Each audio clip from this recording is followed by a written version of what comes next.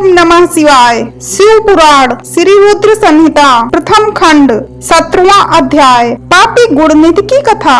सूत जी कहते हैं, हे ऋषियों, तत्पश्चात नारद जी ने विनय पूर्वक प्रणाम किया और उनसे पूछा, भगवान शंकर कैलाश कब गए और महात्मा कुबेर से उनकी मित्रता कहाँ और कैसे हुई? प्रभु शिव जी कैलाश पर क्या करते हैं? कृपा कर मुझे बताइए।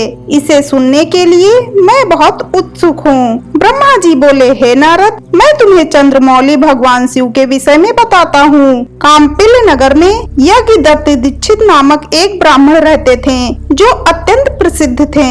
वे यज्ञ विद्या में बड़े पारंगत थे। उनका गुणनिधि नामक एक 8 वर्षीय पुत्र था। उसका यज्ञोपवीत हो चुका था और वह भी बहुत सी विद्याएं जानता था, परंतु वह दुराचारी और जुआरी हो गया। वह हर वक्त खेलता कूदता रहता था तथा गाने बजाने वालों का साथी हो गया था।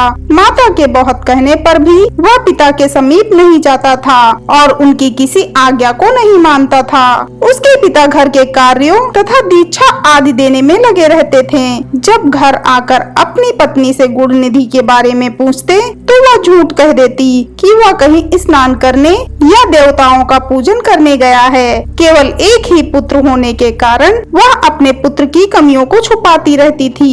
उन्होंने अपने पुत्र का विवाह भी करा दिया। माता नित्य अपने पुत्र को समझाती थी। वह उसे यह भी समझाती थी कि तुम्हारी बुरी आदतों के बारे में तुम्हारे पिता को पता चल गया तो वे क्रोध के आवेश में हम दोनों को मार देंगे। परंतु गुणनिधि पर माँ के समझाने का कोई प्रभाव नहीं पड़ता था। एक दिन उसने अपने पिता की अंगूठी चुरा ली और उसे जुए में हार आया। देव योग से उसके पिता को अंगूठी के विषय में पता चल गया। जब उन्होंने अंगूठी जुआरी के हाथ में देखी और उससे पूछा तो जुआरी ने कहा, मैंने कोई चोरी नहीं की है, अंगूठी मुझे तुम्हारे पुत्र ने ही दी है। यही नहीं बल्कि उसने और जुआरियों को भी बहुत सारा धन घर से लाकर दिया है। परंतु आश्चर्य तो यह है कि तुम जैसे पंडित भी अपने पुत्र के लक्षणों को जान नहीं पाए।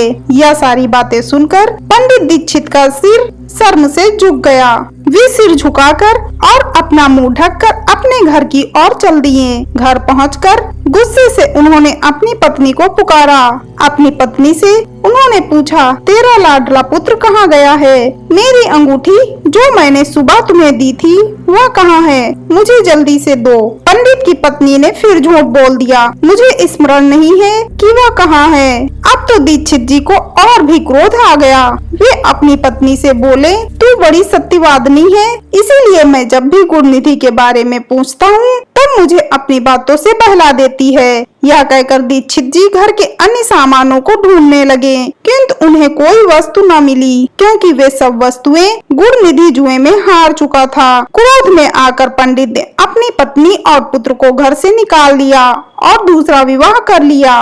हर हर महादेव।